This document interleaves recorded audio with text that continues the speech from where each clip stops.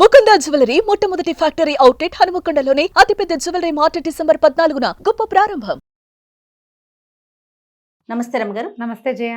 రమగారు, శత్రుపీడలు ఉన్నాయి, మనకేదో negative energy అనిపిస్తుంది. కొంతమంది వచ్చి వెళ్తే అట్లా అనిపిస్తూ ఉంటుంది, కొన్ని ప్లేసెస్కి వెళ్తే అలా అనిపిస్తుంది.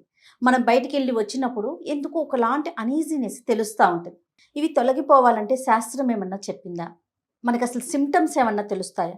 దిష్టి తగిలిందని, దిష్టి తగిలింది, ఇంట్లో ఏదో ఒక ఏమన్నాలంటే నకారాత్మక శక్తి అంటారు, నెగిటివ్ ఎనర్జీ అవును ఉందా అని మనం ఫీల్ అవుతాం జయ.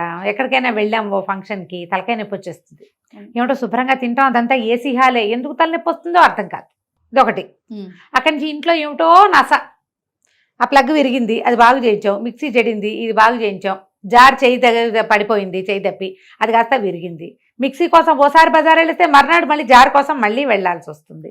కప్పులు పగిలిపోతాయి, ప్లాస్టిక్ సామాన్లు పగులుతాయి, ఎంతసేపు ఏదైనా చేయి జారి పడిపోతూ ఉంటుంది, పడిపోతాయి. తర్వాత ఏమో ఒట్టి పుణ్యానికి కొట్లాడుకుంటాం మనం, ఏముండదు మ్యాటర్. పిల్లలు ఏడుపు మొదలు పెట్టేసరికల్లా అక్కడ స్టార్ట్ చేసి మీ అమ్మ మీ నాన్న దాకా వెళ్ళిపోతాం మనం కొట్లాడుకుని. ఓకే, ఇంకా ఇలాంటివన్నీ జరుగుతాయి. బజార్ వెళ్తే ఎప్పుడు కారు వేసుకెళ్తామా, పార్కింగ్ దొరకదు జయ. ఇంతమంది కార్లు పట్టి మన కారు ఒకటి పట్టలేదు నిజంగా.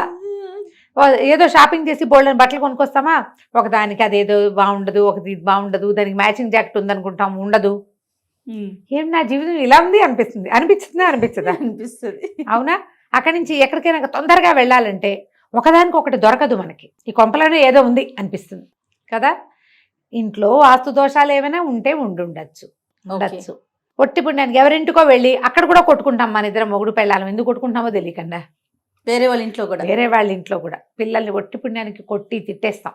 పక్కింటి వాళ్ళతో పిచ్చి తగాదాలు, ఏదో మంచి ముచ్చటపడి ఒక మొక్కలు తెస్తే అవి ఇందులో సగం చచ్చిపోతూ ఉంటాయి.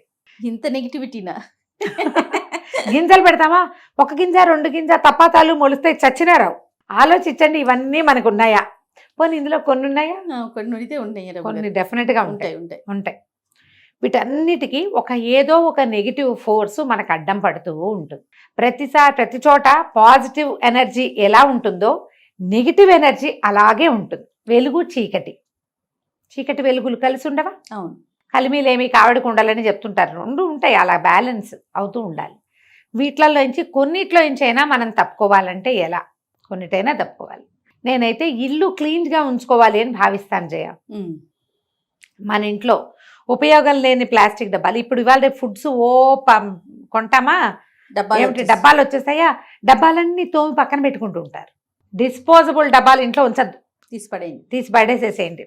1-2 టైమ్స్ మించి వాడద్దు. మామూలుగా పని వాళ్ళకి ఏమైనా ఇవ్వడానికి, మనమే ఏదైనా క్యారీ చేయడానికి అలా దాచిపెడతారు. పైలప్ చేసేయిపోకండి, ఒక 2-3 ఉంటే సరిపోతుంది, 50 ఎందుకు కదా. అసలు ఆ ప్లాస్టిక్ డబ్బాలు వాడకుండా మన ఇంట్లో ఉండే స్టీల్ డబ్బాలు వాష్ చేసి లోపల పెట్టుకోగలిగేవే వాడుకోండి, ఎక్కువ లైఫ్ ఇచ్చేవి. ప్లాస్టిక్ డబ్బాల్లో తినడమే మన కర్మ. ఆ కర్మకి కొనసాగింపు ఎందుకు? దిక్కుమాలి కర్మ, మళ్ళీ ఎందుకు కొనసాగించాలి? దిబ్బల కొట్టండి, వాటిని ఉంచొద్దు. అట్టపెట్టెలు, పాత బట్టలు, పిల్లల చిన్నప్పటి సామాన్లు అన్నీ, బొమ్మలు, బొటికలు, తల్లేంది తోకలేంది బొమ్మలు బయట పారేయండి. సీసాలు లేని మూతలు లేని సీసాలు బయట పారేయండి, విజ్జోడైపోతాయి. ఒక అరడదన కప్పులు అలా కొనుక్కుంటామా, అందులో 3 ఇందులో 2 మిగులుతూ ఉంటాయి. కొన్నిటికి చెవులు విరుగుతాయి, చిన్న పగుళ్ళు వస్తాయి. పగిలినవి విరిగినవి ఉంచద్దు, కొత్తవి కొనుక్కోలేకపోతే మానేసేయండి. ఉన్న వాటితో శుభ్రమైన వాటినే వాడుకోండి. పగిలిన కప్పులు ఉంచద్దు. బట్టలు ఏమైనా చిరిగితే, నైటీలు కుట్లు ఊడిపోతాయి. ఏం పాయింట్లు చెప్తారు, నిజం చేయాల్సి. అవునా కాదా చెప్పు? అవన్నీ దరిద్రాలేనమ్మా మన కర్మకి. నిజంగా అవును. కుట్టేయండి దాన్ని కూర్చుని. చిరిగిన గుడ్డ కట్టుకోవద్దంటే ఎన్నని మానేసుకుంటారు జయ. ఎవరైనా ఊడిపోతే మనం కుట్టుకోవాలి. ఎక్కడైనా చిరిగితే ఎక్కడైనా కొంచెం చిరిగింది, దాన్ని డార్నింగ్ చేయించేయండి, రఫ్ చేయించేసేయండి. చిరిగిపోయిన దుప్పట్లు, పాతపడిపోయిన పిల్లో కవర్లు, పాత దిళ్ళు, ఇవన్నీ నెగిటివ్ సోర్సెస్ని పట్టుకుంటాయి. మంచాల కింద బోలెడని సామాన్లు పెడతారు, ఎప్పటికప్పుడు దులుపుకొని. ఇప్పుడు మనకు అన్ని మంచాలు ఇవి వచ్చినాయి కదా, బాక్సులు. ఆ బాక్సులు నిండా సామాన్లే, ఉపయోగపడవు, చావు. సంవత్సరానికి ఒకసారి వాడుకునే రగ్గులు, ఊలెన్వి అవన్నీ అందులో పడేస్తాం. పాత బట్టలు అందులో చేరుస్తాం. ప్రతి 3-6 నెలలకి బీరువాలు మొత్తం దొర్లించి కిందకి. ఉపయోగపడదు అని అనుకున్న దాన్ని ఎవరికి ఉపయోగపడుతుందో వాళ్ళకి ఇచ్చి పారేయండి. అమ్మేయండి. లేకపోతే ఇప్పుడు పాత బట్టలు యూజ్డ్ క్లోత్స్ కొనేవాళ్ళు కూడా బోల్డ్ మంది వచ్చారు. అమ్మేయండి. పాత మిక్సీలు, పాత జార్లు.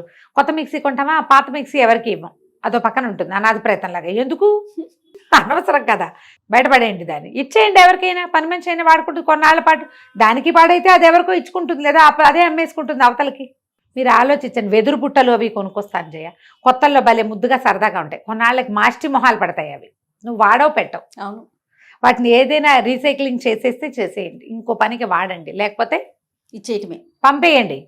ఇచ్చేయద్దు, పారేయమంటున్నాను, అనకుండా ఇలా చెప్తాను అంతే. ఓ అంతేనా. ఇక నువ్వు ఏదైనా సరే, ఇయర్ రింగ్స్, సైడ్ పిన్స్, ఈ మెళ్ళో పెట్టుకునేవి, పూసలు, పిల్లలవి వస్తువులు తయారు చేసేవి ఏమిటో అవి. మా ఇంట్లో అయితే జయ, మా వాడి క్విల్లింగ్ సామాన్లు, సిల్క్ థ్రెడ్ సామాన్లు, ఇంకేం నిట్టింగ్ సామాన్లు. అందులో కార్తీక్ బాగా చేస్తాడు కదా. చేసేవాడు వాడు, తాడు కాదు ఇప్పుడు వాడు, ఎప్పటి సంగతం.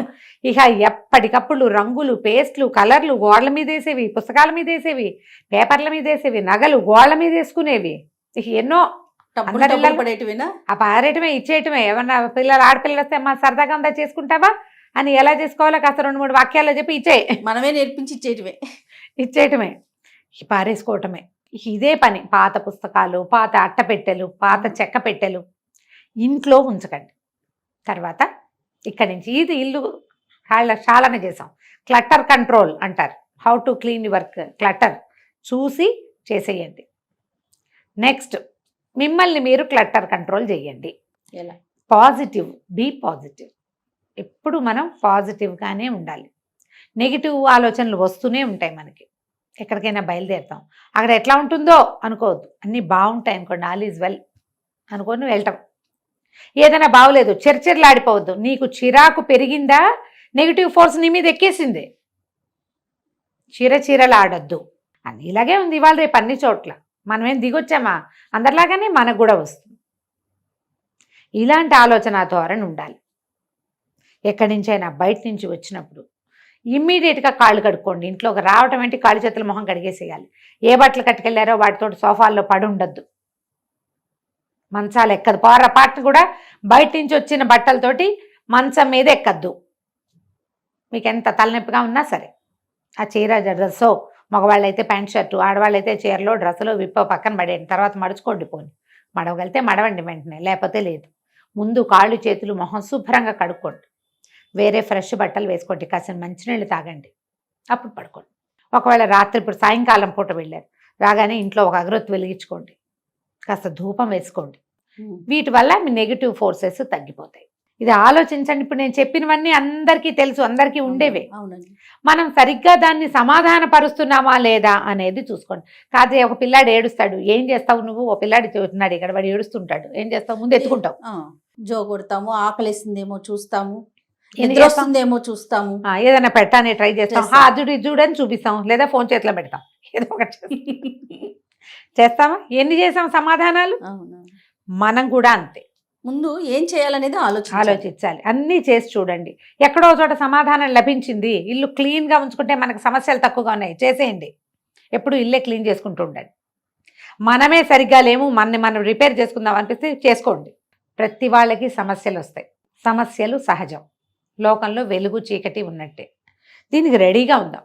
ఏదైనా వస్తే దానికి కావాల్సింది చేద్దాం. వచ్చిందని ఏడుస్తూ కూర్చున్నా, నెత్తి మీద పెట్టి చేతులు పెట్టుకుని వాస్తు బాగోలేదా, ఇల్లు బాగోలేదా, అది బాగోలేదా, నా జీవితం ఇలా అయిపోయింది, ఇలా బాధపడద్దు. ఇవి అందరికీ వస్తాయి.